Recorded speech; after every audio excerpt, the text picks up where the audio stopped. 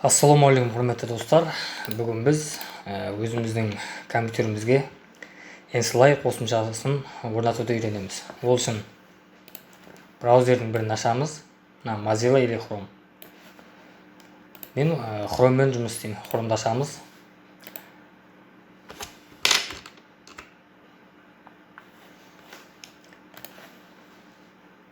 Мына бөлікке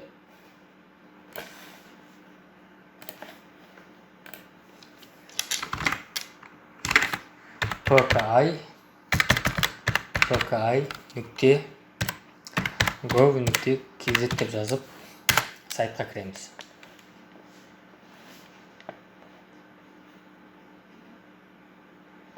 Сайттың ортаңғы бөлігіне түскен кезде бізге Ensly деген бөлікке өтуіміз керек.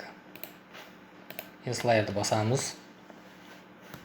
Одан кейін сайттың төменгі бөлігінде өзіміздің операциялық жүйемізге лайықты нұсқасын таңдаймыз. Операциялық жүйенің қандай нұсқасы орнатылған білу үшін мой компьютердің үстіне барып, мышканың оң жағын басып, свойствоға барамыз. Бізде Windows 7-нің 64-ші нұсқасы орнатылған. Сіздерде 32 болуы мүмкін. Сондықтан осылай свойствосын көріп алуымызға болады. Одан кейін өзіміздің системаға лайықты жүйені таңдаймыз. Яғни бізде 64-тік. 64 басамыз. Одан кейін сохранитті басамыз. Өзімізге компьютерімізге жүктеп аламыз.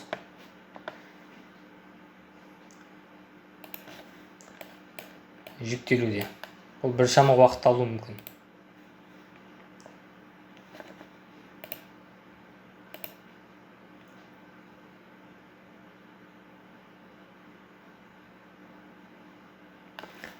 Егер сіздің операциялық жүйеңіз macOS или Linux болса, macOS-қа осыны таңдайсыз, Linux-қа өзінің сәйкесін таңдап аласыз. Егер сізде Windows-тың 32-ші нұсқасы орнатылған болса, Windows Ensly для Windows 32 бит деген таңдайсыз.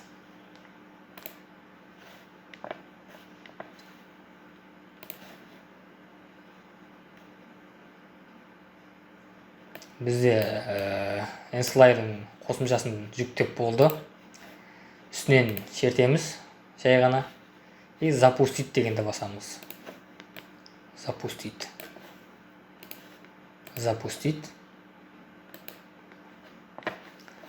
Одан кейін далее.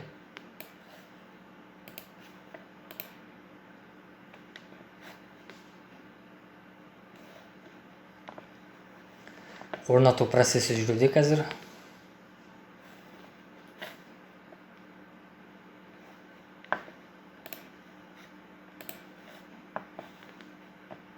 Міне, осындай хабарлама шығады. Приложение запущен деп.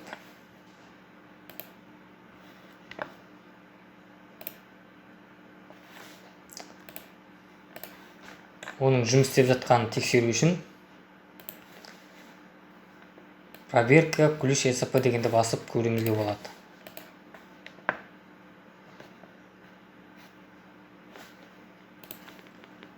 Мынаны басамыз.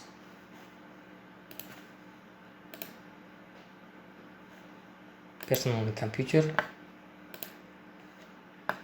Егер Ensly жұмыс жасамаса, бұл терезелер шықпайды. Бізде сәтті орнатылды.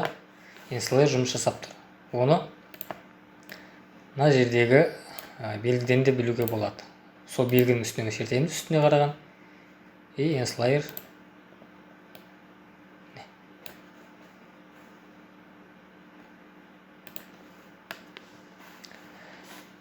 енді Ensly'ға қажетті плагиндерді орнату үшін сол жаңағы жоғары қараған бұрышты басамыз. Ensly'ның үстінен шертеміз.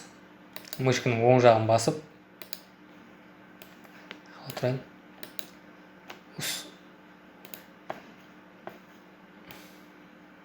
шертеміз. Мына белгішенің үстінен Nslayer деген үстінен мышканың оң жағын шертіп, управление модуля дегенді басамыз. Өзімізге қажетті модульді таңдап, мысалы маған KNP керек, KNP модуль. Соның үстіне шертем и установка модуль дегенді басам.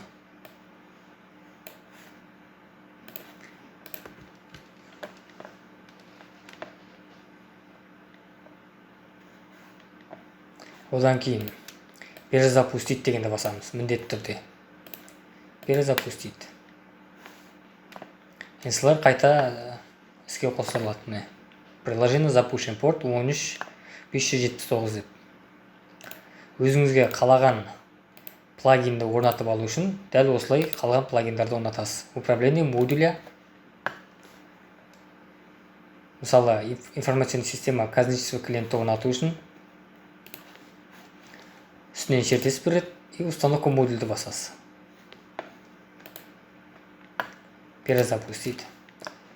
Міне осылай өзіңізге қажетті Nslayer-дің плагиндерін орнатып алсаңыз болады.